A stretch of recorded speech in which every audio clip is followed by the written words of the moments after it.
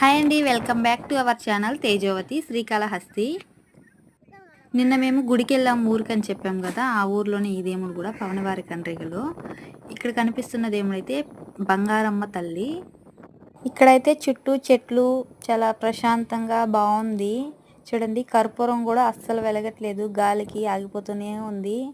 అగ్గిపెట్టెలు అయితే 2-3 అగ్గిపెట్టెలైనా సరిపోలేదు. అక్కడ దీపం కానీ కర్పూరం కానీ అసలు ఏమీ పెట్టడానికి ఛాన్సే లేదు. చాలా గాలి వస్తుంది. మేమైతే దర్శనం చేసుకుని అయితే పక్కన ఉన్న దేవుడి దగ్గరికి అయితే వచ్చేసాము. ఇక్కడైతే సుబ్బరాయల చెట్టు అంటారు, నాగాలమ్మ అని కూడా అంటారంట. ఇక్కడ కూడా వచ్చి దర్శనం చేసుకుని కొబ్బరికాయ కొట్టేసి అయితే పెట్టుకునేసాము. ఇక్కడ చూడండి, వెండితో పాము లాగా అయితే చేసి పెట్టినారు, నాగపడిగలంట. నేను చూసైతే నిజంగా పామేమో అనుకున్నాను.